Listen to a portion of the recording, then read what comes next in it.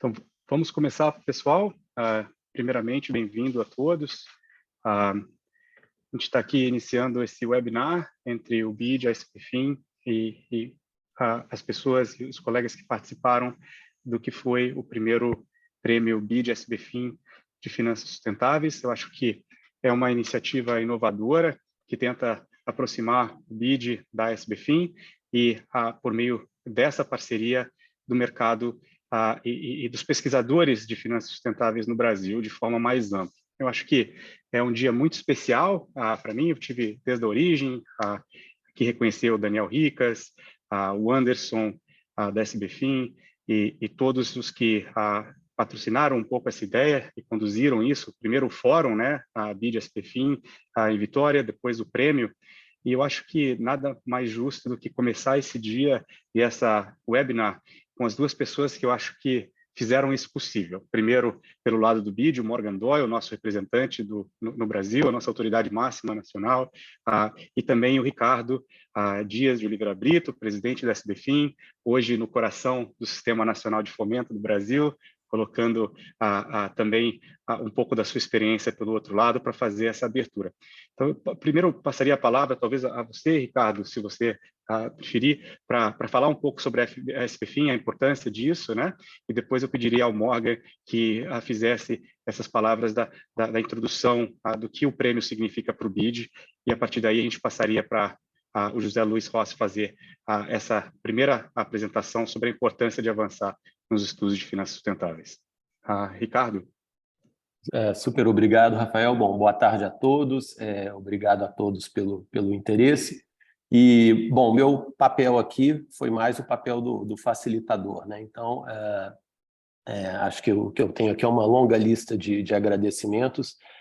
Antes disso, falando um pouco da ideia desse prêmio, né? Surgiu de uma conversa entre eu e o José Rossi. O José falou, pô, a gente vê tanta coisa acontecendo em finanças, mas a agenda finanças sustentável não pegou na academia ainda. E aí o Zé falou, pô, vamos fazer um prêmio. Na hora que a ideia veio, eu falei, nossa, será que a gente vai receber artigos suficientes para concorrerem a um prêmio? E a nossa grata surpresa foi que agora o Marcelo Fernandes, o editor da Revista Brasileira de Finanças, está lá com uma pilha de artigos para, de repente, aproveitar em outras edições, The Overbook, e a gente tem artigos excelentes sendo contemplados nessa edição de Finanças Sustentáveis. Então, agora que eu estou aqui na Desenvolve, né, eu passei a vida estudando VPL e agora eu estou aprendendo que o verdadeiro valor presente líquido tem que levar em conta outros aspectos que, às vezes, em finanças, a que a gente fazia até um tempo atrás, a gente não dava tanta atenção. Então, é uma bandeira contemporânea, um certo sentido, um acerto, né, na nossa agenda de pesquisa, e eu espero que essa iniciativa siga em frente, porque é a forma correta da gente fazer finanças, né, levando em conta todas as repercussões e externalidades. Bom, de modo que eu gostaria de agradecer a algumas pessoas que estão envolvidas nesse processo, né, me desculpem se eu esquecer de alguém, mas ao Marcelo Fernandes, editor da revista, ao Zé Luiz Rossi, à Cláudia, que me apoiou, ao Anderson, que é o nosso verdadeiro presidente da SBFIN. A SBFIN funciona porque o Anderson está lá sempre nos apoiando, e no lado BID, ao José, ao Daniel Ricas, ao Rafael, ao Morgan. Eu acho que é uma parceria que a gente deveria levar à frente. E aí, meus super parabéns aos autores premiados. Os artigos, de fato, são ótimos. Eu confesso que eu aprendi bastante sobre finanças sustentáveis e espero continuar aprendendo, quem sabe, nas próximas edições do prêmio. Então, meu super obrigado e estou muito curioso para assistir o que vem por aí. Morgan, obrigado pela parceria.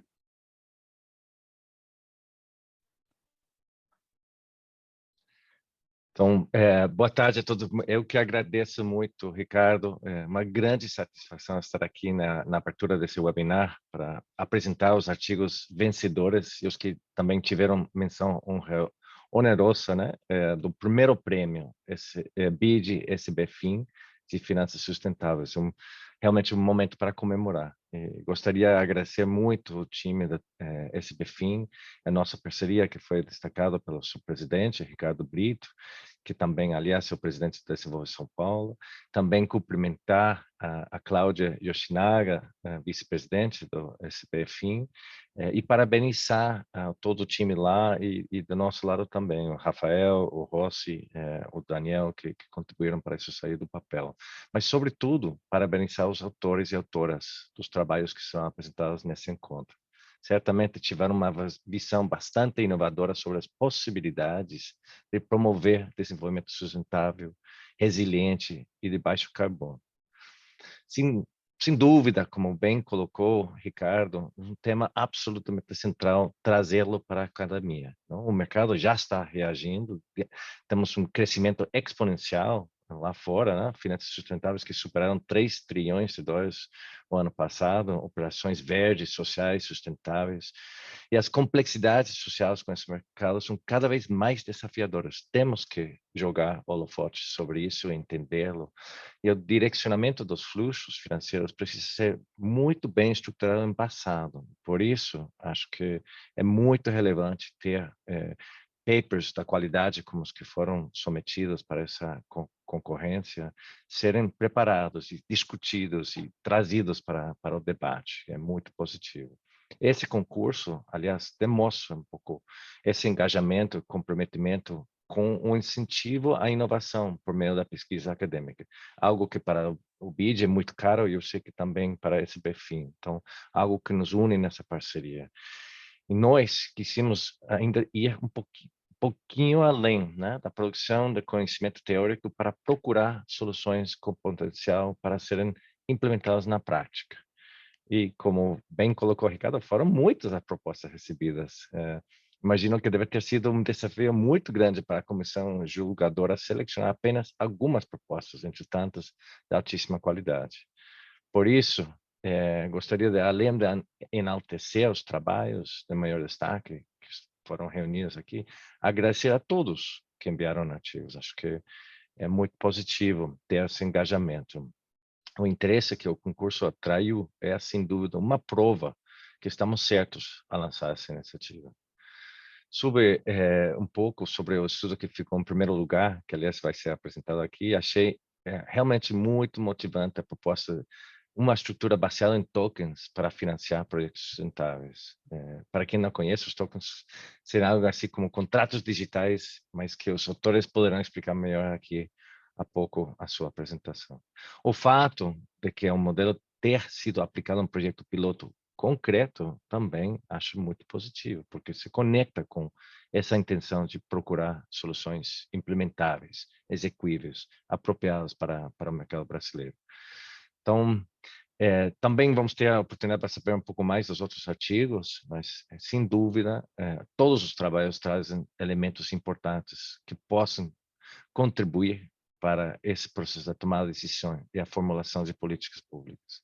É através da inovação de todos nós que os mercados de capitais vai se colocar a serviço da sustentabilidade e das pessoas. E podemos juntos fomentar uma procura, uma busca da recuperação verde e sustentável da economia nacional. Então, mais uma vez, parabéns aos que venceram e a todos que submeteram. Muito obrigado, Ricardo, a Cláudia pela parceria, a Marcelo pela esse trabalho constante aí como editor e a todos nós. Então, bom evento a todos e fico aqui também muito intrigado para ouvi-los. Obrigado. Obrigado, Morgan. Obrigado, Ricardo. Ou seja, de fato, para a gente é um dia muito importante. É muito importante avançar nos estudos de finanças sustentáveis. Eu acho que vocês colocaram isso de forma bastante clara, né? Tanto o BID como a SBFIN veem a importância de continuar produzindo as bases para que as evidências estejam postas para que os atores que atuam nos sistemas financeiros possam tomar essas decisões em base à evidência, né? E eu acho que o Ricardo colocou, essa ideia surgiu de uma conversa dele com o Zé Luiz. Eu acho que nada mais natural do que, antes de passar a palavra para os principais atores do dia de hoje, que são vocês, vencedores, premiados, pedir para o Zé Luiz. O Zé Luiz é o nosso economista no Brasil, é o economista do Banco Interamericano no Brasil, ele é coordenador do mestrado profissional em economia do IDP em Brasília, tem a graduação em engenharia elétrica pela Unicamp, mestrado em economia pela FGV, doutorado em economia pela Yale. Mas, além de tudo, é um grande pesquisador, um grande amigo, uma pessoa que pensa economia prática, e eu acho que ele pode dar algumas palavras para a gente, para trazer essa ideia de avançar nos estudos de finanças sustentáveis para a realidade de o que é o financiamento desse tipo de ideia, o que é a prática. Então, Zé, adiante, acho que o pessoal vai apreciar algumas palavras suas. Obrigado, Rafa. Obrigado a todos, Ricardo, Marcelo Fernandes, todos conhecidos de muito tempo, não vou falar quanto tempo, mas assim, muito obrigado. E como você falou, a ideia surgiu, né, da nossa conversa, porque e aqui no BID, vou colocar um pouquinho a posição do BID, que nós estamos começando um período de fazer uma estratégia para os próximos 4 anos, e a ideia é que né, a gente não está evoluindo do ponto de vista do país, do ponto de vista do crescimento da produtividade, um crescimento do PIB que, além de estar caindo, né, ele é bem volátil, e a gente não consegue reduzir a questão da pobreza de uma maneira persistente, eu diria, a pobreza e desigualdade. E nós temos uma oportunidade. Então, essa questão foi exacerbada depois da pandemia, essa questão da green growth e de ESG. Então, é uma oportunidade. Então, a gente vê uma oportunidade, não há um dilema, a gente não vê um dilema, assim como uma oportunidade, dado que, como a gente olha do ponto de vista da produtividade, a gente tem baixo investimento em infraestrutura, então você montar uma infraestrutura verde é uma oportunidade, aumento de produtividade, de redução de desigualdade. A questão da resiliência também, acho que muitos aí estão em São Paulo, viram os acontecimentos né, dos últimos meses, aí, das chuvas, quer dizer, você construir uma infraestrutura resiliente, mas aí você tem uma demanda muito grande financeira. Então, a gente tem um trabalho aqui do BID, que o Brasil, até 2030, a gente tem uma demanda de 1,3 tri de dólares para montar uma infraestrutura sustentável e resiliente. Então, além, vou contar só aí do ponto de vista de infraestrutura. Do ponto de vista da desigualdade, você tem a questão, a gente tem os piores indicadores sociais na região norte, onde a gente pode construir uma bioeconomia. Então, assim, a gente vê isso como uma oportunidade. Por quê? Porque o mundo né, quer construir e o Brasil tem esses recursos naturais, todo mundo olha para o Brasil, quando fala de green growth, olha para o país. Então, é uma oportunidade que a gente tem, e aí a gente tem que, o setor financeiro vai ter um papel importante, né, do ponto de vista não só de crédito, mas instrumentos inovadores, né, financiar esse projeto, canalizar, que a gente muito faz, né, canalizar a poupança para onde a gente vê que tem um retorno também social, né, alto. Então, é isso, e a gente tem que trazer isso do ponto de vista de juntar. Então, a ideia é juntar a academia, juntar o prático, tanto que o Ricardo está agora, né, juntando isso da academia com a prática, desenvolve, mas que o BID tenta ser esse catalisador dessas soluções, não só aqui para o Brasil, acho que é importante, a gente estava até discutindo um pouco antes, mas levar essas soluções para a América Latina e trazer soluções também de outros países para o Brasil.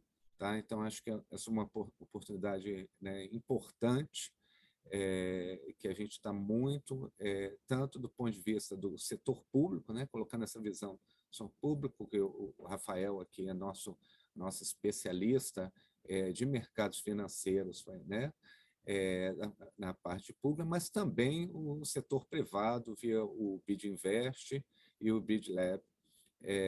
Então, colocando essa ideia dos investimentos sociais e sustentáveis. Tá? Então, essa é a nossa ideia, a nossa visão, e quero também dar os parabéns a todos, né? Todos que os premiados, os papers, muito bons. Fico feliz de saber que está um overbooking de papers, porque a gente precisa, né? Precisa saber como é que faz um monitoramento, uma avaliação, ratings, essa análise, se realmente, né? Porque há dilemas, né? Então, há dilemas do ponto de vista da transição para uma economia sustentável. E então, como é que é? Onde está o ganho? Qual é o ganho verdadeiro? Como é que a gente pode maximizar a parte, né, positiva, minimizar os custos? Então, isso tudo está dentro de um debate muito prático, mas tem que ser levado para a academia também. Então, muito obrigado. Não vou ocupar muito tempo, sei que é pouco tempo para os premiados. Obrigado, Rossi. Eu acho que agora a gente passa para o momento mais importante do webinar, né? Que é dar a palavra para as pessoas que foram premiadas, mas antes disso, apresentar a vocês a Cláudia Miko Yoshinaga, quem vai conduzir esse processo. A Cláudia é professora de carreiras em finanças na FGV, ela coordena o Centro de Estudos em Finanças e a linha de finanças do mercado profissional em gestão para competitividade e o doutorado profissional em administração DPA lá na FGV. É vice-presidente da Sociedade Brasileira de Finanças e é palestrante experiente de finanças comportamentais para investidores, gestores, empresários, é consultor empresarial com experiência em vários projetos, é doutora, mestre, bacharel em administração de empresas pela FEA-USP, foi visiting scholar na Columbia Business School, aqui em Nova York, e também tem no seu currículo uma menção honrosa do Prêmio Revelação em Finanças do IBF KPMG. Então, acho que ela não só tem um conteúdo bastante profundo, mas é parte da história dela, talvez, essa questão da participação dos prêmios. Então, Cláudia, com você, leve adiante e obrigado por estar aqui com a gente e ser uma parte desse dia e desse momento de todos os que estão aqui presentes. Obrigada, Rafael, pela introdução, e eu gostaria, em nome da Sociedade Brasileira de Finanças, agradecer ao BID pela parceria para a gente implementar esse prêmio, agradecer ao Ricardo, né, como presidente da SBFIN, que também ajudou a fazer essa ponte, e ao Marcelo Fernandes, como editor da Revista Brasileira de Finanças, mas também gostaria de destacar o papel importante da banca examinadora desse prêmio, que foi composta pelo Guilherme Xavier, da Oliver Wyman, e pelo professor Daniel da Mata, da Escola de Economia de São Paulo, da FGV, que também fizeram parte, né, e auxiliaram esse processo de selecionar esses prêmios. Então, agradecer também a todos que submeteram os seus artigos para avaliação, para constarem nessa revista, e especialmente aos que estão aqui hoje participando desse webinar como vencedores, aí, apresentadores e finalistas dessa edição, que eu acho que ficou muito interessante, muito importante, né? Que seja a primeira edição de várias outras que a gente possa fazer, impulsionando esse tópico que eu acredito ser super importante.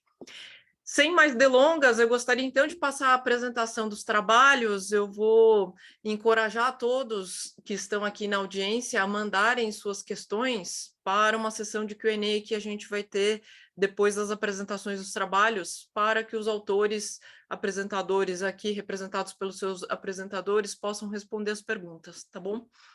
E gostaria, então, de passar a palavra, né, primeiro, parabenizando o artigo vencedor dessa edição do primeiro prêmio aí do BID-SBFIN de Finanças Sustentáveis, o artigo vencedor que ficou com a sua primeira colocação, The Authentic Bitcoin, a Tokenized Financial Instrument for Revenue Generating Projects with Social or Environmental Impact. Esse é um trabalho que foi escrito por Marcelo Guzella, Geraldo Fernandes e Yumi Oki. Vai ser apresentado pelo Marcelo Guzella. Marcelo, você tem 10 minutos para fazer essa apresentação. Depois a gente vai para uma parte de sessão de perguntas e respostas. Novamente, encorajo a todos que escrevam, mandem suas perguntas. Marcelo, a palavra é sua. Parabéns. Muito obrigado, Cláudia, obrigado a todos. Queria desejar aí boa tarde a todos que estão assistindo, aos organizadores, né, agradecer pelo reconhecimento, parabenizar pela iniciativa, e eu vou apresentar aqui com essa responsabilidade, né, tenho a responsabilidade de apresentar esse trabalho aqui que foi feito, uma parceria importante aí com o Geraldo e a Yumi, que estão assistindo a esse evento, e novamente ficamos bastante satisfeitos com o reconhecimento, que mostra o valor do nosso projeto, né? E parabenizar também aos demais vencedores, né? A solução que nós propusemos nesse trabalho, ela é baseada nos impact bonds, nos contratos de impacto. Esses contratos, eles entram na definição mais abrangente de contratos baseados em resultado, em que um financiamento privado de investidores é usado para cobrir o capital inicial requerido para que um prestador consiga entregar um serviço de cunho social ou de cunho ambiental. Se os objetivos previstos são atingidos,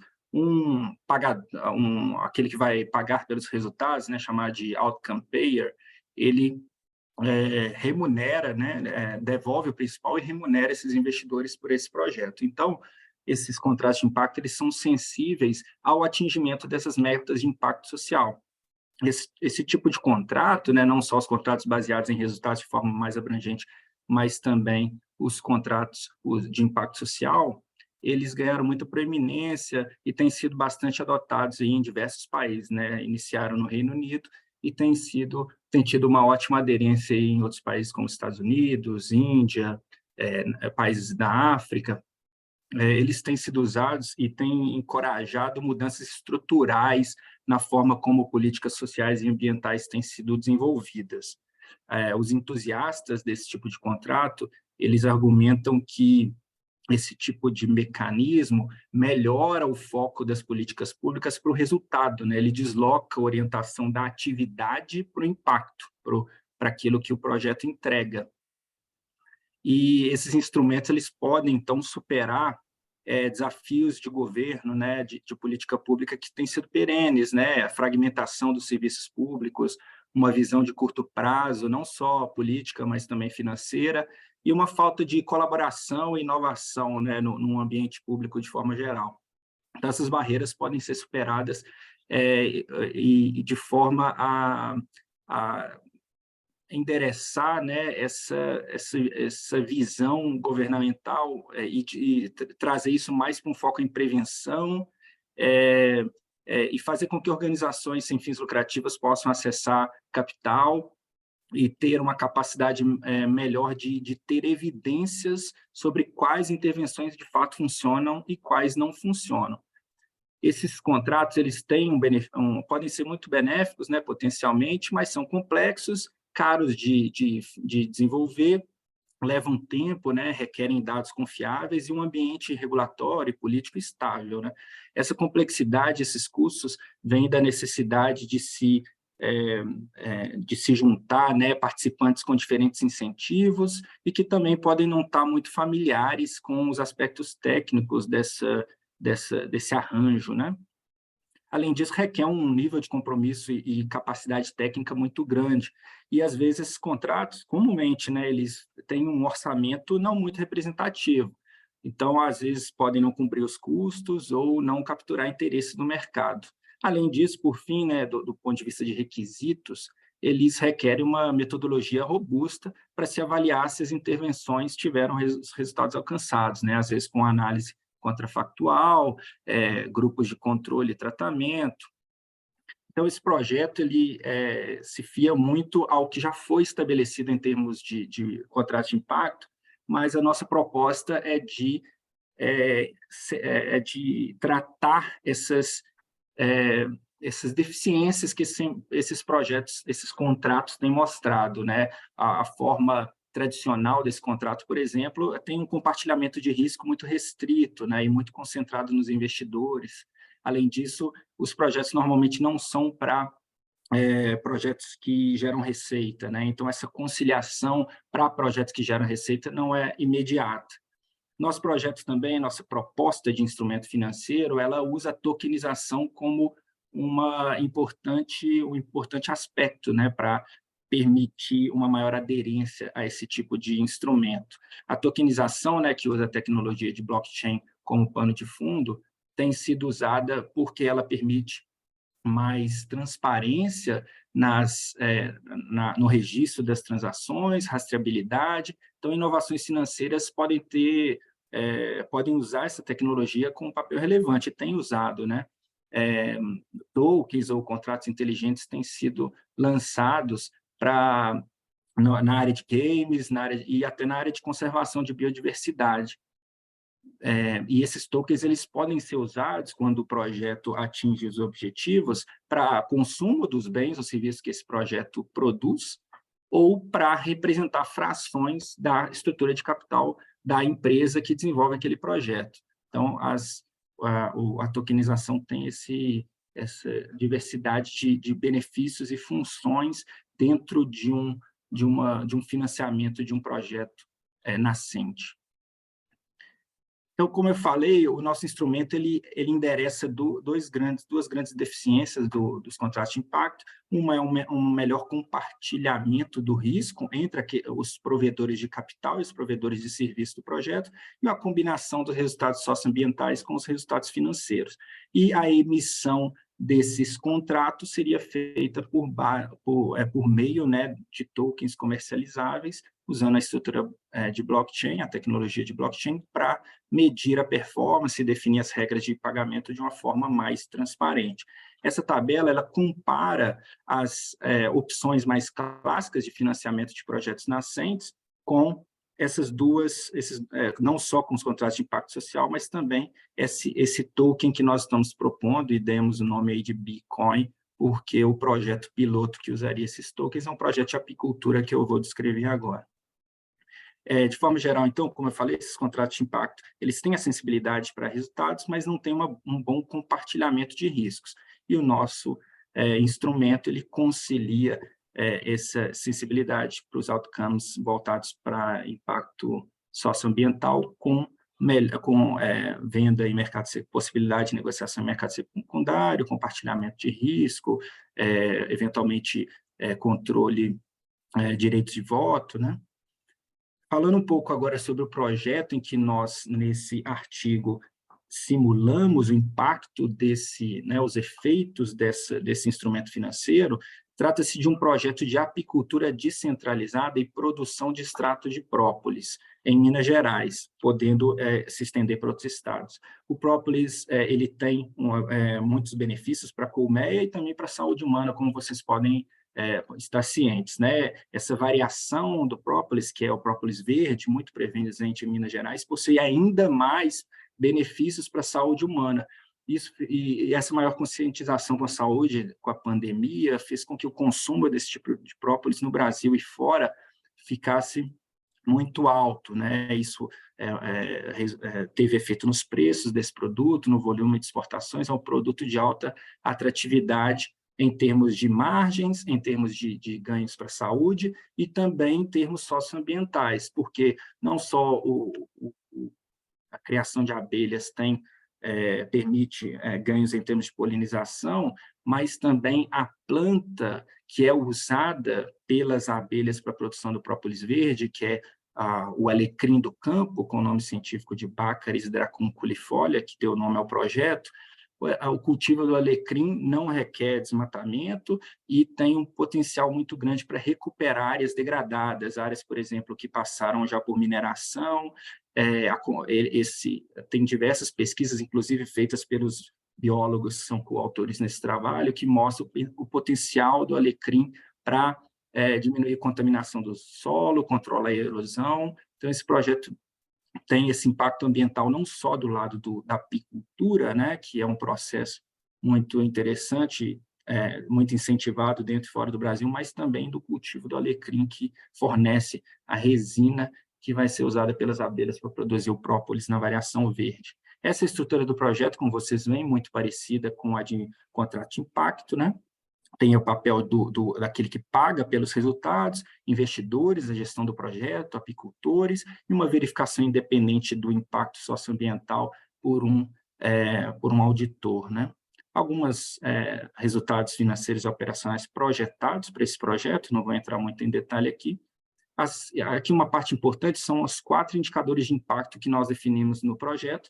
Tem alguns relacionados a impacto ambiental, que seria em termos de apicultura, polinização, a parte de recuperação de vegetação, número de colmeias, mas também na parte de impacto social, em que se prevê usar parte da mão de obra desse projeto por egressos do sistema prisional, numa parceria com entidades que atuam com isso, Secretaria de Segurança Pública, para que o projeto atue nas 2 vertentes. Nesse artigo, a gente simulou essas variáveis de produção e de impacto, considerando esses cenários, né, mais provável, valores mínimos e máximos, e essas distribuições foram utilizadas numa simulação de Monte Carlo, e esse mecanismo do instrumento financeiro que eu comentei, ele serve para uma compensação para os colaboradores do projeto, quando os resultados financeiros não são favoráveis, mas há impacto, e no outro sentido também, quando o projeto não gera impacto, mas gera resultado financeiro. Então, nesse projeto, diferente dos contratos de impacto tradicionais, acontece também uma compensação para aquele que se compromete a pagar por resultados, quando os resultados prometidos não são alcançados, mas esse projeto que tem fins lucrativos registra lucro. Aqui são os resultados, a distribuição de frequência de taxa interna de retorno e de valor presente líquido do projeto. De forma geral, a linha contínua, que é aquela com o sistema de compensação que eu descrevi, mostra uma amplitude menor nos possíveis resultados desse projeto em termos de taxa de retorno e de valor presente líquido. Então, isso vai ao encontro da nossa proposta de fazer com que esse instrumento diminua o risco desse projeto, ou tenha um perfil de risco-retorno adequado, atraindo mais investidores, né, em projetos similares para países emergentes, e criando uma estrutura de risco-retorno mais favorável para que esses projetos saiam do papel com mais probabilidade, mais chance de sucesso. Aqui, como considerações finais, nem todos esses aspectos do instrumento precisam ser considerados já no lançamento, podem ser aprimorados de forma escalável, e algumas melhorias no trabalho que podem ser exploradas por trabalhos futuros, uma estimativa mais robusta de custo de capital, na medição de impacto, na correlação entre as variáveis estocásticas, e a extensão desse projeto, a replicação desse instrumento para outros projetos, gerando ganhos de diversificação que podem também ser mensurados e trazendo ainda mais benefício desse tipo de instrumento. Esses são os pontos principais desse projeto, fico à disposição aí, ficamos à disposição para perguntas, e queria mais uma vez agradecer pelo reconhecimento e pela oportunidade de apresentar essa solução para vocês. Obrigada, Marcelo. Eu vou pedir a todos da plateia que mandem suas perguntas, mas enquanto as pessoas vão digitando aí as suas perguntas para o Q&A, eu até abro a palavra pelo menos para os nossos, quem está aqui, né, nossos painelistas e outros apresentadores, caso tenham alguma pergunta para fazer para o Marcelo.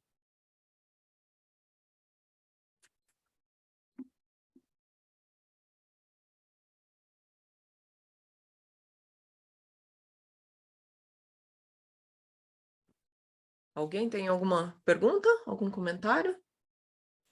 Não sei se há alguma pergunta no chat. Por enquanto não, Não. Rafael.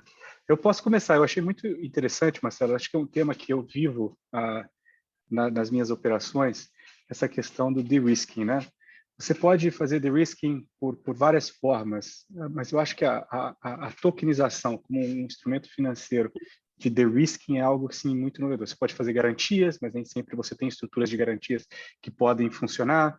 Eu tenho trabalhado esse tema em outros marcos, por exemplo, a biodiversidade amazônica, o desenvolvimento da bioeconomia amazônica, né? Há algumas cadeias de valor que podem ser similares à cadeia de mel de própolis ou o que você apresentou, vocês analisaram a possibilidade de levar isso para algumas outras áreas de cadeias de valor, ou seja, dentro do contexto brasileiro? Vocês acham que isso seria replicável, especialmente na região amazônica, para essas novas e nascentes cadeias da bioeconomia, especificamente? Não sei se você ou seus colegas biólogos poderiam considerar. Obrigado pela pergunta, Rafael. Entendo que essa solução que a gente propõe, esse instrumento financeiro, pode ser, sim, bastante replicável para outros ecossistemas, né, para outros contextos, dentro e fora do Brasil. O projeto apenas requer que o instrumento apenas requer que o projeto tenha fins lucrativos, ou seja, espere gerar receita, um pouco diferente dos contratos de impacto tradicionais, que são mais para melhorar a saúde pública, ou para a política pública de conservação de biodiversidade ou redução de reincidência criminal, né? Aqui basta que os projetos tenham fins lucrativos e tenham bem mapeados os indicadores de impacto socioambiental. E, com isso, é possível, sim, utilizar esse instrumento para outros projetos. O desafio, talvez, seria aqui de como parametrizar o token para que se considere esses diferentes tipos de projeto, né? Será que teria que ser o mesmo token ou outros contratos, né? Enfim, talvez haja alguns desafios aqui em termos práticos nessa operacionalização, mas em termos de a ideia em si, né? O arcabouço, de forma geral, entendo que seja perfeitamente replicável para projetos no contexto amazônico. E só complementando, Rafael, acho que o coautor do paper, o Geraldo Fernandes, ele escreveu aqui que há inúmeros produtos brasileiros para os quais podem ser aplicados da mesma forma, um número enorme de espécies que precisam de tratamento similar. Não haveria fim para essa lista, bastando apenas mais conhecimento das espécies e suas potencialidades. Então, eu acho que existe uma avenida aí de possibilidades de derivações aí desse tipo de contrato, né? Encorajo a todos que se interessaram um pouco mais sobre o assunto, que leiam a edição, que está imperdível, está publicada lá no site da Sociedade Brasileira de Finanças, buscarem por esses artigos completos. Assim sendo, gostaria então de agradecer novamente aos apresentadores, aos autores do artigo vencedor, e passar então para a apresentação de um outro artigo finalista, que é The Impact of ESG Momentum in Stock Prices. Esse é um artigo que foi escrito por Carolina Swerner, Fernando Tassinari Moraes e Andrea Minardi. A Carolina Swerner vai fazer a apresentação. Carolina, você tem 5 minutos para fazer a apresentação e quem quiser mandar perguntas, por favor. Claro. Vocês estão vendo a tela? Sim. Vou botar modo de apresentação. Então, vamos lá. Ótimo. Obrigada, Cláudia. Obrigada a todos. Vou hoje apresentar nosso artigo, cujo foco é o impacto da avaliação ESG e do momento ESG no apressamento das ações. Vou tentar passar o máximo possível dentro do tempo. Então, a motivação inicial dessa pesquisa, para o interesse pessoal, foi a crescente relevância dos temas ligados à sustentabilidade no universo financeiro e também da consequente injeção de capital, né, em estratégias de investimento que são ditas sustentáveis. Mas, apesar dessa expansão, né, dessa tendência, os resultados das pesquisas eles ainda são muito dispersos e muitas vezes, inclusive, contraditórios. O trabalho, então, parte da suposição de que se as empresas com as melhores práticas ESG possuem um desempenho superior e um risco menor, a preferência dos investidores por essas ações faria com que, em equilíbrio, esses ativos possuíssem preço mais elevado e, portanto, uma expectativa de retorno futuro menor. Então, disso a gente construiu a primeira hipótese de que um fator de ESG deveria ter prêmio de risco negativo e significante para na explicação dos retornos cross-section das ações. Além disso, a gente levantou uma segunda hipótese, né, a partir de uma suposição de que, se o mercado de fato valoriza práticas sustentáveis, então as empresas que melhorarem seu perfil ESG, elas deveriam ter uma apreciação no preço das ações, enquanto as empresas que piorarem o seu perfil ESG, elas deveriam ter uma queda no preço das ações. E então a nossa segunda hipótese é que há um prêmio de risco positivo e significante no fator momento ESG, ou seja, que é o fator vinculado à variação das notas ESG de uma empresa.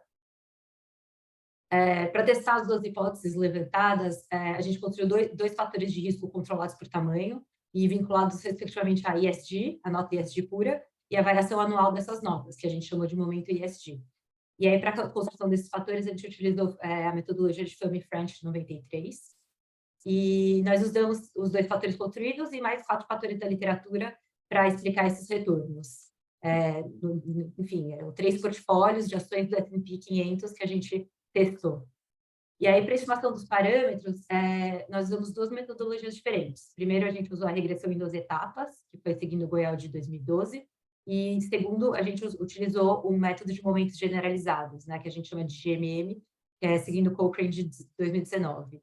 E aí, o GMM seria um método bem mais parrudo, porque o prêmio de risco ele passa a ser estimado de uma maneira dinâmica, e esse método também acaba solucionando o problema das estimativas enviesadas dos erros padrões, que era uma questão.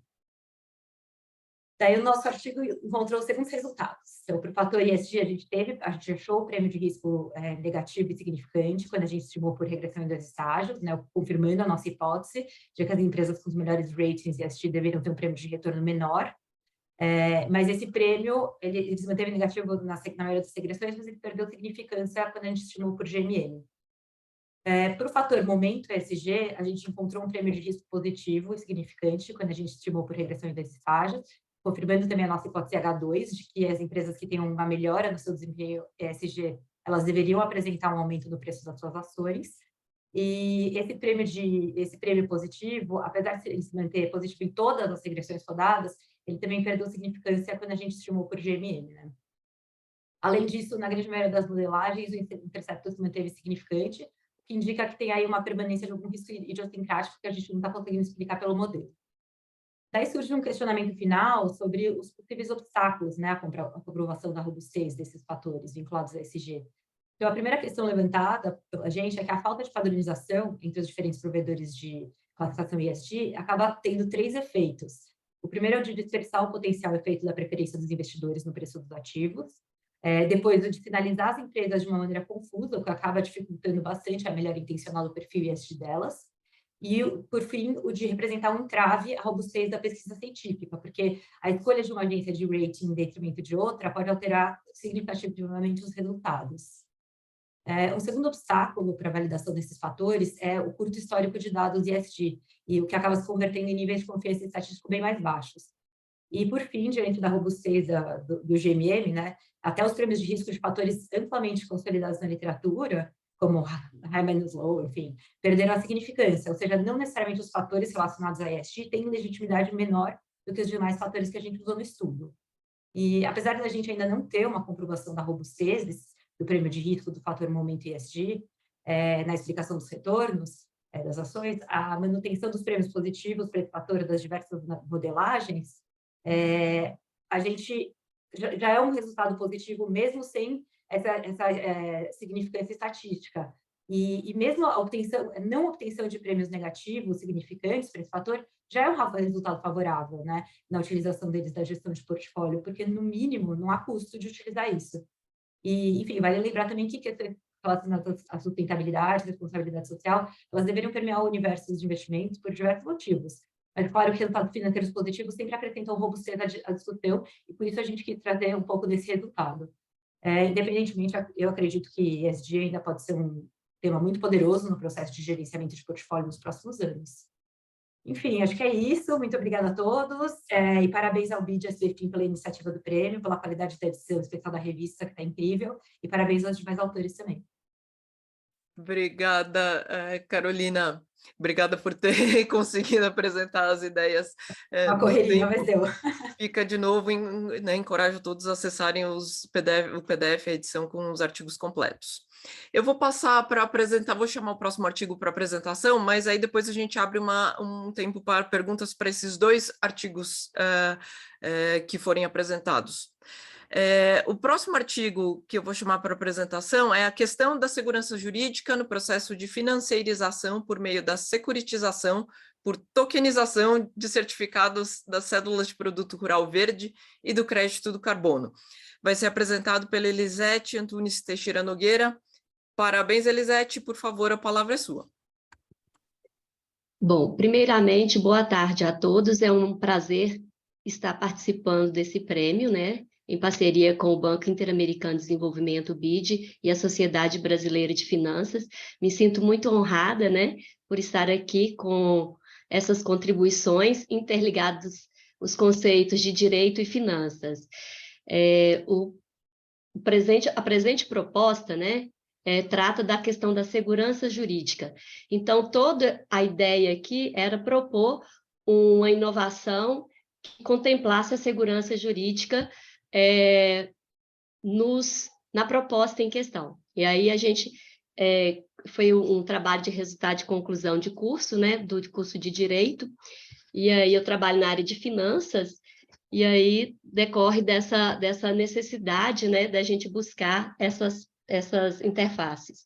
Então, o problema de pesquisa, todos estão visualizando aí, por favor? Não, você está sem apresentação, então se você puder compartilhar a sua tela. Acho que todo mundo acompanhou a ideia da motivação do projeto, mas a gente não está vendo os seus slides.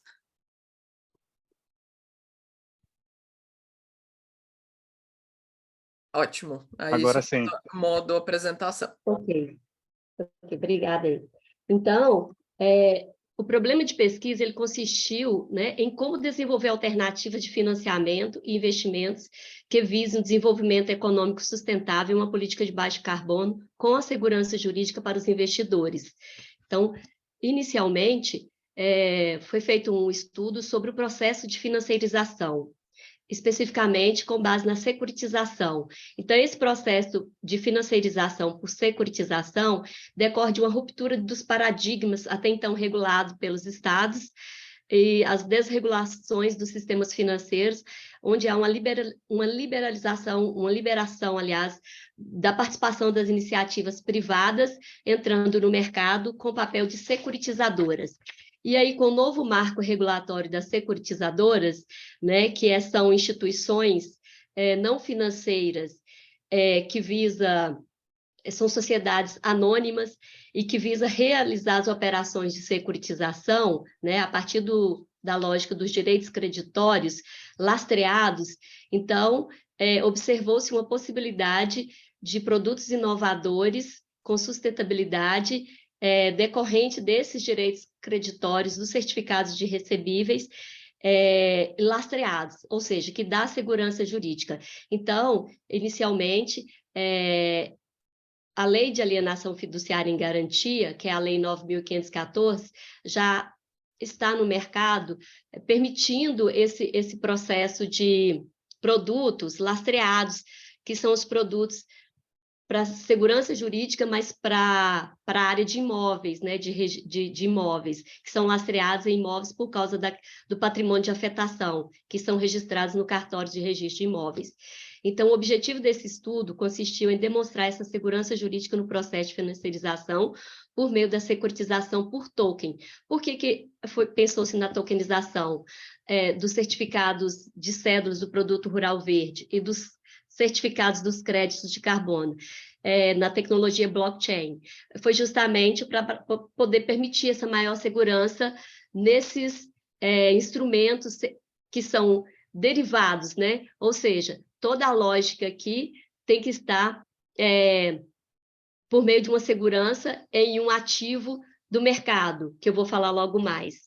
Então, nos resultados, para demonstrar essa segurança, analisando a lei da CPR Rural Verde, ela decorre não da lei da CPR, da Cédula do Produto Rural, que é a CPR, que é a 8.929 de 94, no artigo 3º, lá contempla todos os requisitos para lançamento de uma CPR verde, que é baseado na lei anterior, né, da CPR Rural Verde.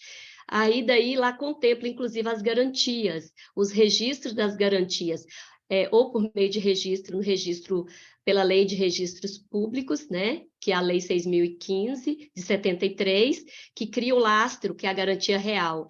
E o artigo 3º do próprio decreto que institui a CPR Verde, a certificação por terceira pessoa para indicação e especificação dos produtos que os lastreiam. Então, todo esse lastro proporciona segurança jurídica. Então, todo o trabalho ele foi construído buscando os lastros que tem nas legislações para poder dar segurança jurídica nos certificados decorrentes dessas cédulas do Produto Rural Verde e dos créditos do carbono, por meio de token.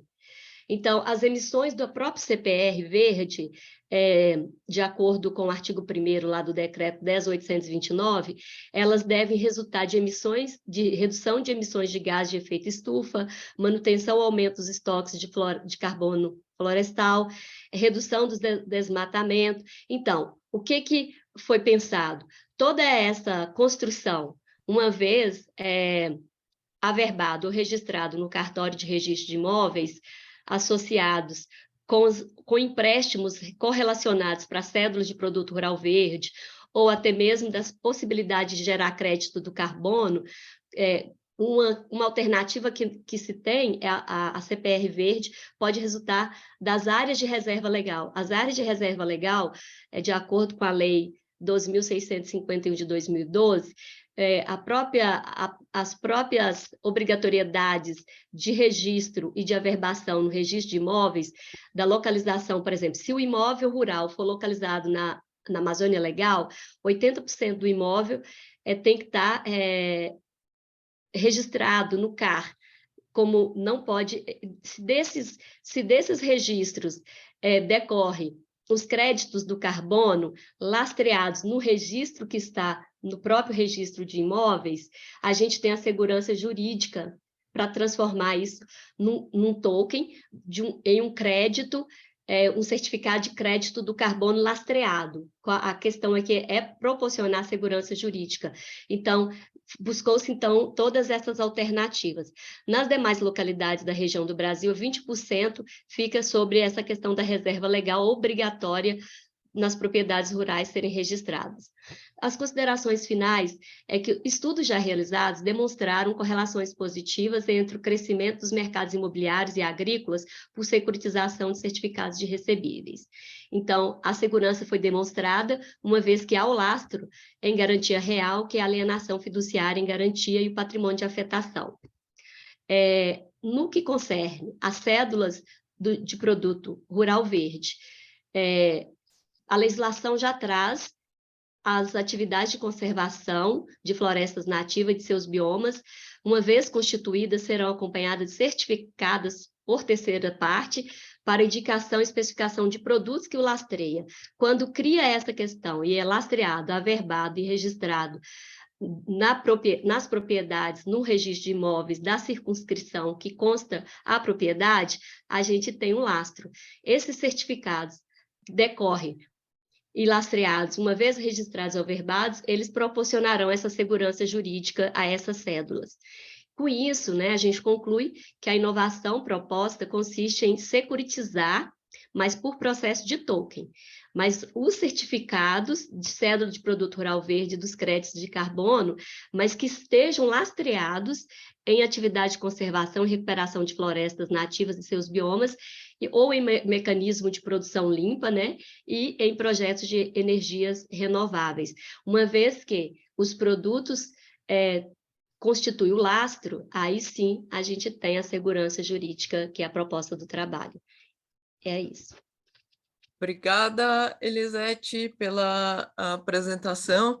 E a gente tem um exemplo aí que esse é um assunto que envolve muitas outras áreas, envolve o direito, enfim, e o exemplo do artigo vencedor que envolveu biólogos, enfim, um assunto que é super interdisciplinar, Exatamente, porque eu preciso, por exemplo, de profissionais da área de engenharia florestal, eu preciso de profissionais da engenharia das energias, minas e energias da elétrica, eu preciso de profissionais da engenharia de produção, eu preciso de profissionais da biologia, de diversas áreas, para poder gerar, e também do direito, para poder gerar a segurança jurídica nesses instrumentos que são propostos por securitizar, porque a securitização dá segurança jurídica, uma vez que esses certificados estejam lastreados. Obrigada, Elisete.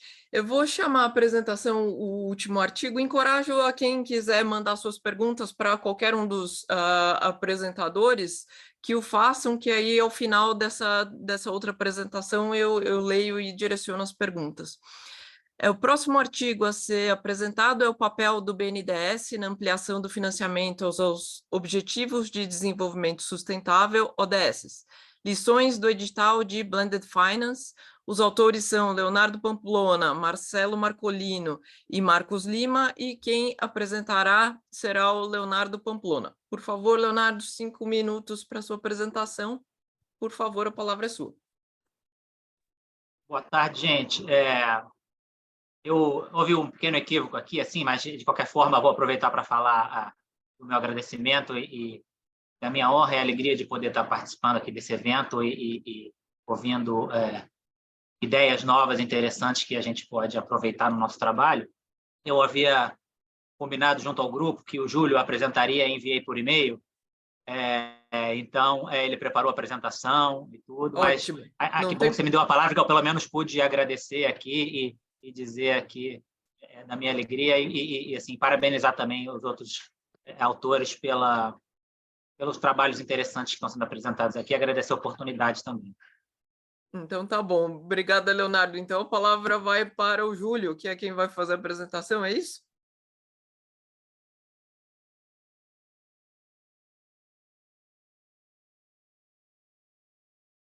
Boa tarde, não sei se vocês estão vendo a apresentação. Sim, ela não está em modo áudio. No site está correto, né? São 4 autores, né, do artigo, né? Os 3 que você citou, mais eu, que vou fazer a apresentação aqui. Então, fazemos uma errata ao vivo aqui, Júlio.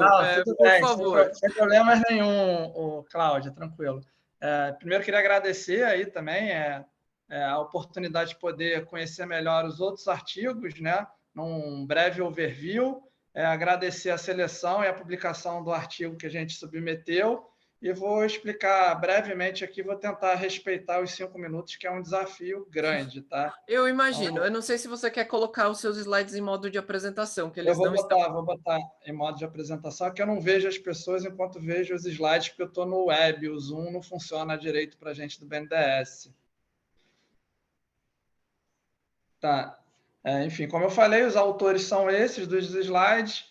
O artigo ele tentou contar um pouco da experiência do BNDES nessa jornada de elaborar um produto e lançar um edital para selecionar soluções que utilizem a estratégia de Blended Finance, que a gente vai explicar um pouquinho mais à frente.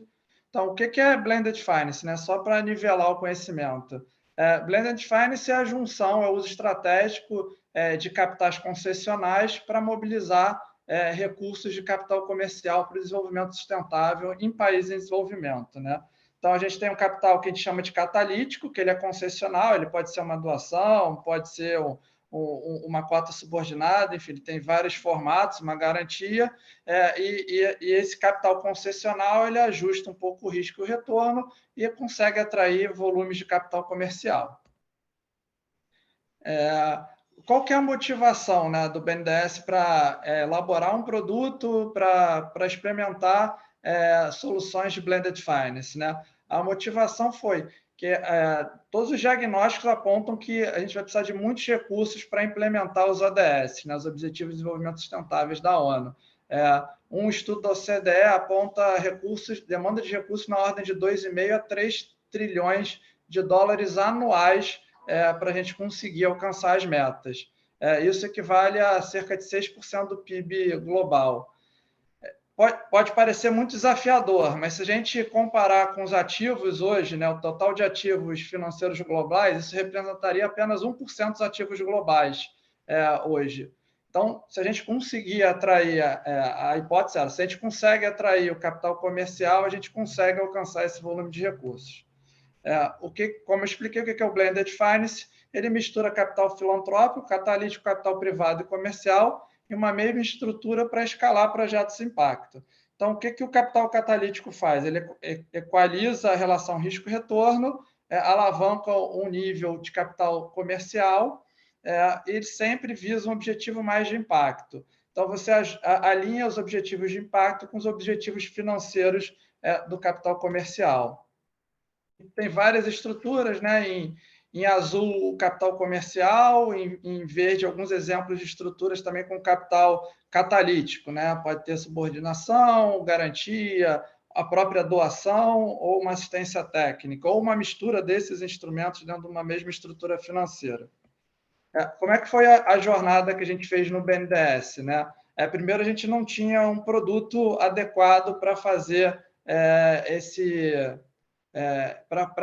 para lançar esse edital. Então, a gente participou, né? O produto ele participou do lab da CVM, de Blended Finance. Então, a gente discutiu esse produto junto ao lab, os parceiros que participavam do lab da CVM.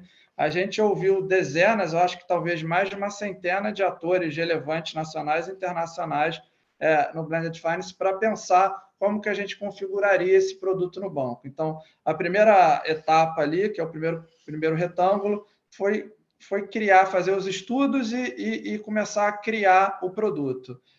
Com a criação do produto, a gente lançou o edital, selecionou as propostas e homologou esse resultado. A gente hoje está naquela caixinha verde, naquela parte verde, que é analisar essas propostas selecionadas e contratar essas propostas. Aqui estão os prazos.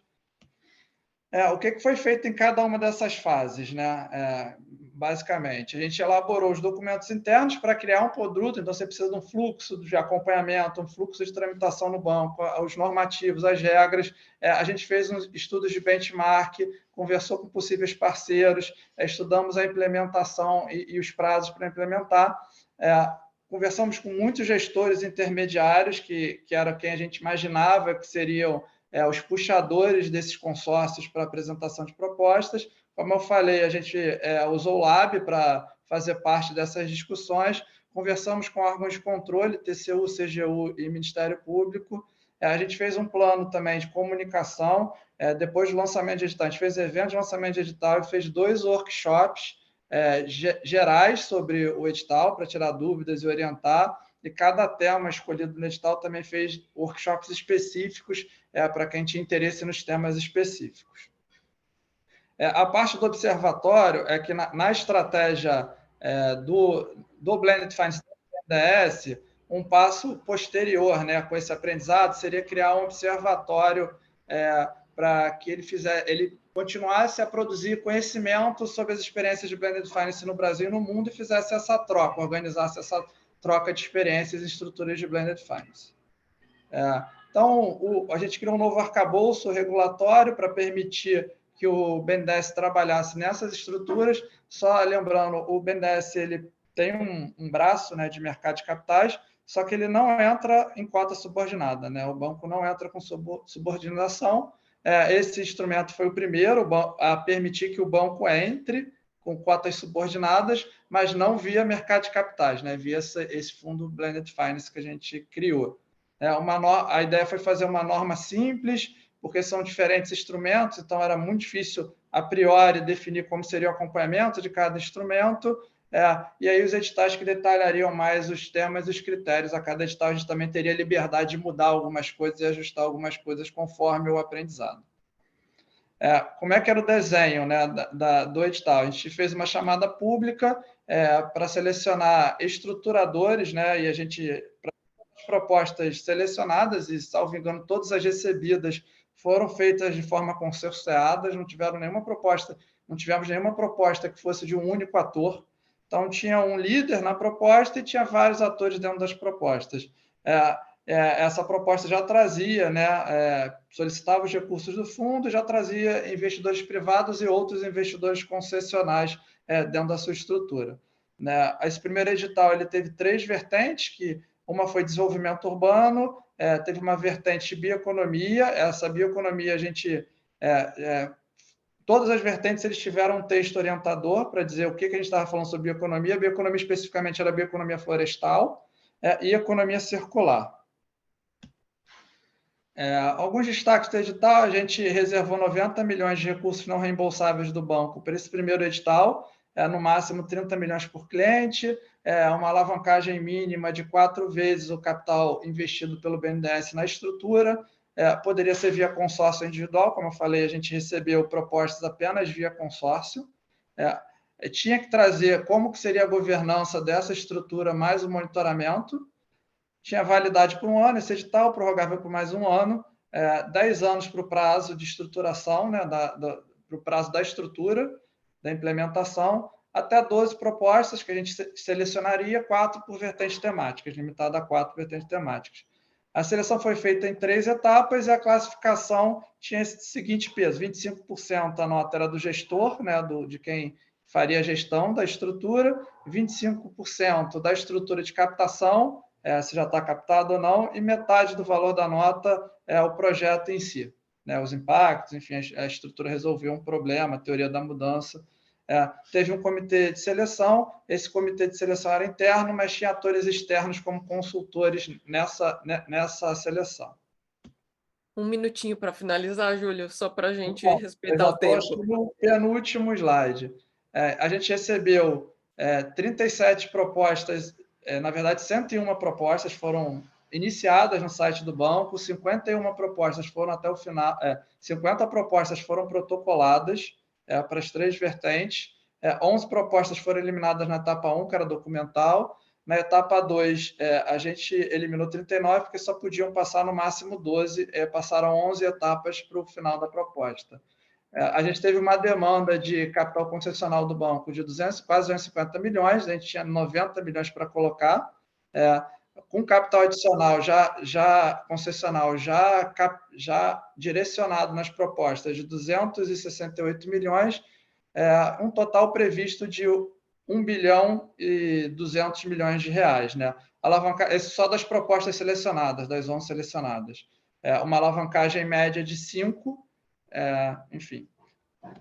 Acho que aqui alguns destaques, né, dessas propostas: 12 mil das 11 selecionadas, nas metas, 12 mil hectares de restauração florestal previstas, 2.150 toneladas de céu equivalentes evitados, enfim, tem uma parte habitacional, mais de 4 mil reformas de imóveis para aluguel social, 150 quilômetros quadrados, enfim, que eu já falei, isso está também no artigo. A gente teve, nesses 11 selecionados, diferentes instrumentos financeiros, CRA, CRI, FIPs, enfim, uma mistura deles, fundos de assistência técnica, garantia. A gente teve quase todas as possíveis estruturas financeiras contempladas dentro dos 11 selecionados.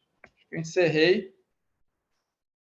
Obrigada, Júlio. Desculpa a pressão do tempo em cima de todos os apresentadores hoje, mas a ideia, como eu venho reforçando, é que todos se animem aí a consultar essa edição do prêmio com os artigos completos, porque eu acho que tem muita pesquisa, muita coisa envolvida aí nesses artigos todos. Vou abrir para a parte das perguntas, encorajo vocês, para quem está na audiência, a procurar aí no Q&A, quem quiser tem um botão de Q&A, não é no botão do chat para mandarem perguntas. Se alguém tiver alguma pergunta aqui também dos nossos painelistas, por favor, o façam. Talvez para começar, posso de novo? Eu Claro. sou pergunteiro. Aí a gente vai... Primeiro, parabéns para os 3, né? Eu acho os 3 temas muito legais, 3 temas que a gente tem pensado muito. Eu começo com o primeiro, Carolina, eu não sei da pesquisa de vocês, eu acho que tem um grande tema que eu acho que é central, talvez ao que nos deu a origem de lançar esse prêmio, né? Tem muita discussão sobre o que o ESG, na verdade, entrega, né? Então, acho que a gente começa a ver evidência de verdade que ele talvez reduza o custo de capital das empresas, né? Mas a atribuição dessa redução do custo de capital, o que reflete no preço, na evolução do preço do equity, na redução do custo da dívida, etc., a atribuição disso é o que me intriga muito. E eu gostaria de escutar de você, da sua pesquisa, o que ela mais ou menos indica, né? Existe talvez uma vertente que fala, olha, na verdade o ESG ele entrega esses benefícios porque ele melhora a governança corporativa das instituições. E ao fazer isso, ela mitiga, de uma forma bastante tradicional até, a assimetria de informação, permite que os investidores entendam o negócio da companhia e precifiquem esse risco de forma correta. Simplesmente isso, né? Por um lado. Mas eu acho que tem um outro lado. Não, na verdade, além de fazer isso, ela abre o apetite de alguns tipos de investidor que continuam a pedir menos retorno, menos remuneração pelo seu capital, a partir da perspectiva de que essa companhia gera certos impactos, né? Ela investe em certos temas. Dentro da sua pesquisa, você tem alguma intuição ou algum elemento para que você possa contribuir e nos ajudar a entender esse tema? E para o CPR Verde, talvez, Elisete, seria interessante, eu acho que essa é uma grande discussão. Eu posso falar para você que o BID tem conversado com isso até dentro do Ministério da Fazenda, ou seja, de tentar apoiar, pensar esse instrumento e como esse instrumento pode avançar. E eu acho que existe uma perspectiva de necessidade de segurança jurídica, né? O instrumento ele pode entregar o benefício ambiental que ele é prometido, né? Porque se ele não entrega, se não há segurança, se não há a forma de você garantir ou ao menos contratualizar com essa segurança, o instrumento tem um grande risco reputacional, né? Eu acho que a sua pesquisa pode dar luz a isso. E se você tivesse uma recomendação para a política pública sobre a CPR Verde, eu acho que seria interessante. Aí, por fim, para a equipe do BNDES, Júlio, Marcos, Marcolino, não sei se ele está aí também, mas todos que participaram da iniciativa, parabéns, eu conheci o processo com bastante propriedade, desde o Lab e depois, mas talvez falaram um pouco da lição aprendida. O que vocês estão pensando para o futuro? Seria bastante interessante. Obrigado, pessoal. Eu acho que posso começar? A gente consultou bastante bibliografia, né, para constituir esse artigo, e a maior parte dos autores, ele atribui, de certa forma, o ESG ao risco total, risco específico, até beta, das empresas, né? Então, e também tem a questão de questões materiais e imateriais. Então, obviamente, se uma empresa tem uma iniciativa ESG, mas que não seja numa questão material para ela, com certeza o ganho não vai ser equivalente se estivesse focando numa questão material. A gente já partiu desse pressuposto de que o custo de capital seria mais alto mesmo para as empresas com notas piores ESG, e até por isso o retorno esperado pelo investidor teria que ter um prêmio de risco maior. Então, foi exatamente o que a gente achou. E acho que era essa questão, tinha mais questão. Mas, enfim, aí por isso que a gente acabou usando o momento ESG também, porque daí você consegue ver uma correlação mais direta. Subiu a nota ESG, o que acontece exatamente depois com o preço da ação? Então, acho que a gente focou mais nesses aspectos. Mas, de forma geral, a literatura vincula muito a questões de risco, mais do que de retorno. Então, a gente também quis olhar um pouco para o outro lado. Bom, doutor Rafael, respondendo a sua questão com relação a cédulas de produto rural verde. Então, durante as pesquisas, né, observou-se que com o lançamento da CPR e a securitização, por exemplo, algumas ações da instituição Banco do Brasil, ela tinha até então resultados negativos no balanço. Com o processo de securitização dos recebíveis, foi possível retornar recurso para a própria atividade agrícola. Então, ao fazer as pesquisas para esse trabalho, eu voltei lá no processo de financiarização da economia como um todo. E aí eu voltei lá na securitização dos recebíveis imobiliários. E a gente percebe que, em se tratando de políticas públicas construídas para poder alavancar, crescer, desenvolver o setor imobiliário, nós temos resultados positivos, correlações positivas entre desenvolvimento econômico, espaços, né? A própria questão da reestruturação de espaço, o próprio crescimento da cidade, da urbanização. Grande parte dos problemas na parte de de questões de moradia, foi fruto dos recursos advindos da própria atividade, que era na busca por recurso, né? O sistema financeiro imobiliário constrói aí os créditos decorrentes dessa atividade. E ao pensar na sua pergunta sobre os créditos de produto rural verde, a grande questão aqui é justamente os financiamentos direcionados para o desenvolvimento agrícola, do setor agrícola, ele pode ter um lastro, né? A gente pode constituir os empréstimos lastreados à lógica da CPR verde. A operacionalização, como que isso pode ocorrer? Né? Aí já vem a grande questão. Uma vez que, aí eu estou aqui com a lei de registro público, a nova lei de registro público, que é a 14.382 de 2022, lá no artigo 67, tem a primeira parte que é do registro e a segunda parte que é da averbação. Na averbação, a própria reserva legal, que é uma obrigatoriedade legal pela lei de florestas, já prevê que essas reservas, as reservas legais já pode decorrer tanto para gerar o crédito do carbono, uma vez averbado no registro de imóveis, você pode ter constituído ali um ativo que pode ser negociado. A partir dessa lógica, você pode gerar o que eu coloco no próprio título do trabalho, que são certificados gerados a partir daquele crédito do carbono. Agora, com relação às cédulas de produto rural verde, a gente também pode passar o recurso para os investidores, né? Para os produtores rurais, por exemplo, para atividade, mas a gente pode constituir patrimônio de afetação. E aí eu vejo que a gente consegue criar um lastro, e daí decorre as securitizadoras, as sociedades securitizadoras entram no mercado, a partir uma vez que o recurso que foi canalizado, ele tem essa finalidade, e aí a gente pode estar gerando, por exemplo, áreas na propriedade que ficam averbadas, registradas, no caso, se parte já é registrada e parte é averbada, para poder gerar essa segurança jurídica e gerar aqueles créditos que tem um lastro, que é o patrimônio de afetação.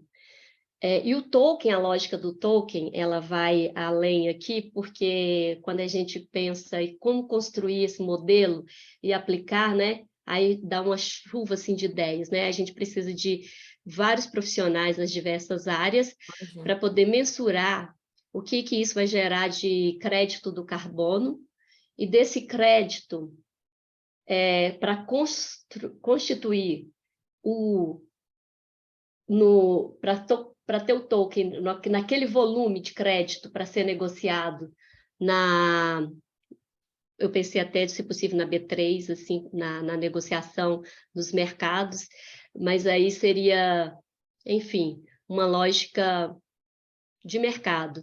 Agora, de políticas públicas, é a questão do próprio direcionamento de recursos, e esses recursos serem canalizados com um lastro para essa finalidade, e averbado, e aí dar segurança jurídica nas relações. Bom, não sei se responde.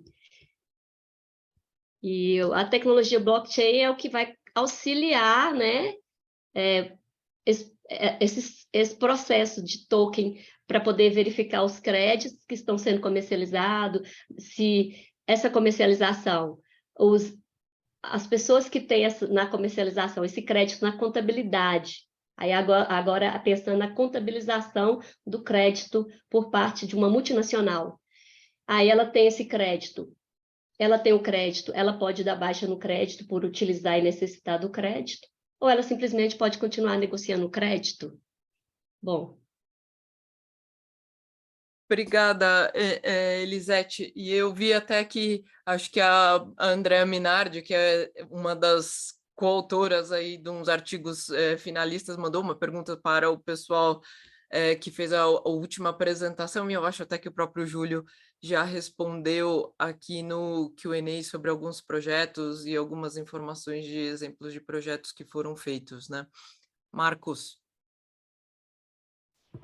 Obrigado, Cláudia. É para complementar a pergunta feita pelo Rafael Lima, e antes de repente entrar objetivamente na resposta, agradecer, em nome do BNDES também, junto com o agradecimento do Leonardo e do Júlio, a participação do evento e da premiação também, e em especial fazer um agradecimento ao BID, na figura do Rafael Lima, que participou do nosso processo de seleção, né, compôs o comitê consultivo, o comitê técnico consultivo junto com o PNUD na última etapa dos processos de seleção, que o Júlio bem apresentou aqui, e aí quando você pergunta, Rafael, sobre lições aprendidas, foram diversas as lições aprendidas. Assim, acho que o Júlio comentou que conversamos com uma quantidade significativa de agentes do ecossistema socioambiental e financeiro, para conseguir identificar ali um posicionamento que fosse o mais assertivo possível para o BNDES entrar nessa agenda de Blended Finance.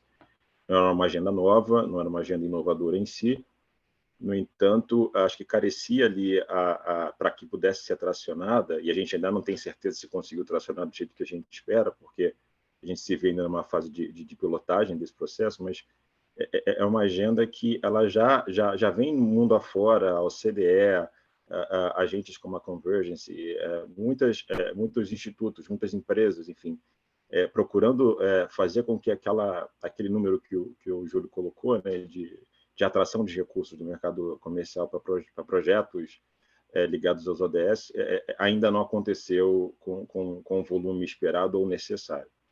Então, dado isso e dado também o interesse do banco em criar mecanismos para alavancar ali a sua atuação no socioambiental com os recursos não reembolsáveis, sobretudo, e mais próximos do mercado de capitais, ele se viu que o Blended Finance poderia ser uma ferramenta, um canal. E aí as lições aprendidas, objetivamente falando, é que a gente conseguiu se posicionar num lugar que a gente movimentou o ecossistema. O Lab, Laboratório de Inovação Financeira, que também o BID está presente como sponsor, através do Lab a gente identificou alguns feedbacks sobre isso. Assim, muitos agentes se movimentaram do terceiro setor, do segundo setor, sobretudo, inclusive do primeiro setor. Enfim, e a resposta que a gente teve foi uma demanda muito superior de recursos para estruturas blended do que aquela que a gente estimava e inclusive esperava. Selecionamos 11 propostas, temos ali um certo gap a ser preenchido para que essas 11 propostas fiquem de pé, mas que até isso, a visão de orçamento foi importante como uma lição aprendida. Portanto, Rafael, agora pintou uma companhia aqui. A gente ainda está aprendendo com todo esse processo e a gente acredita que, ao final dele, o banco tende a chegar nessa região de assertividade para fazer essa agenda tracionar minimamente aqui no Brasil.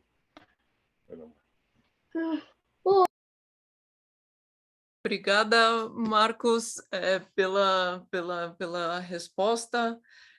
Gostaria, então, de passar a palavra para o Rafael Lima, do BID. Eu acho que, não sei agora se a gente já, como estamos de horário, a minha preocupação era só conseguir manter o ritmo aqui.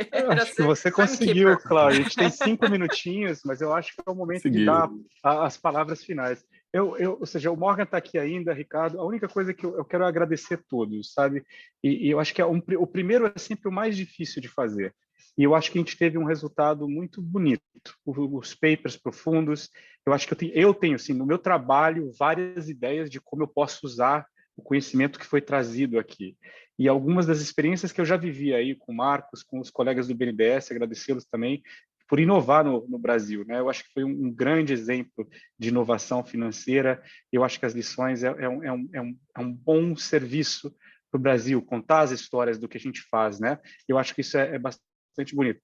Mas, não sei, Ricardo, como presidente da SBFIM, Morgan, o que eu deixo a vocês assim é uma provocação final, né? Se a gente for continuar as temáticas, eu acho que o mercado tem que também, a gente tem que ter não só top-down, a gente decidiu o que a gente quer, mas que vocês também nos contem, nos provoquem, para que a gente leve esse tipo de iniciativa aonde existe a necessidade de gerar conhecimento, para que ele seja mutualmente proveitoso e que gere o efeito último, que é o nosso, que a gente quer aqui no BID, né, Morgan? Melhorar vidas. A gente quer que esse conhecimento mude vidas na prática. Eu acho que é com isso. Ricardo, passa para você, Morgan, se você puder falar 2 minutinhos, algo improvisado final, e a gente encerra. Não, concordo em gênero, número e grau, assim, do ponto de vista da SBFIN, né, quais são as nossas missões, né? Propor uma agenda. E acho que a gente fez isso aqui, né? Essa visão mais holística do que é o valor presente líquido. A outra missão nossa é disseminar finanças Brasil afora. Eu não tinha me dado conta, eu estava aqui folheando a revista e tem artigos do Brasil todo. Então, a gente não ficou restrito ao eixo Rio-São Paulo. Tem artigos de Minas, tem artigos do Sul, a gente foi parar até em Xangai. Então, o que mais, né, que a gente gostaria de fazer aqui na SBFIN? Disseminar finanças para áreas correlatas. E a gente teve isso hoje aqui, advogados, biólogos. Bom, que o que a gente faz não fique restrito à academia. Aconteceu também, certo? Assim, a gente tinha gente fazendo pesquisa bem básica, mas a gente teve gente do mercado, a gente teve reguladores. Então, eu comecei a tarde feliz, mas estou terminando a tarde mais feliz ainda com o que aconteceu aqui. Foi de fato um webinar muito produtivo e eu espero que esse seja o primeiro de muitos. Como disse o Rafael, o passo mais ousado foi dado. Mas vamos seguir ousando. Eu acho que é super bem-vinda e estamos muito felizes com a parceria com o BID, mas, sobretudo, felizes com o grande interesse que gerou. Quer dizer, a gente funciona com autores interessados como vocês que estiveram aqui nessa tarde, justamente premiados. Meus parabéns para vocês e super obrigado. Não posso estar mais de acordo com o Ricardo e obrigado por ser nosso parceiro em tocar esse projeto tão magistralmente do parte do SBFIN. Realmente para nós tem sido uma honra. Concordo plenamente também com relação são pautas que são muito, muito caras. Parabéns aos autores pelos trabalhos excepcionais e, sem dúvida, tem sido uma inspiração para todos nós. Então, eu não quero me alongar, só dizer que, sem dúvida, vamos seguir tocando isso para frente, Ricardo, Cláudia, e conta conosco, porque realmente entendo que isso foi um aporte importante. Parabéns aos autores e vamos seguir para frente. Obrigado. Obrigado a todos, pessoal. Eu não estou achando as palminhas aqui no emoticons, então eu vou bater aqui. Obrigado. Parabéns a todos os autores e obrigado ao BID e SBFIN por essa edição, primeira, que eu acho que de várias, e boa tarde a todos. Obrigado a você, Cláudia, pela condução. Um abraço e parabéns aos autores. Obrigado, Rossi, Rafael, ao time do Benedetto, todos. Obrigado. Tchau. Um abraço a todos. Boa tarde.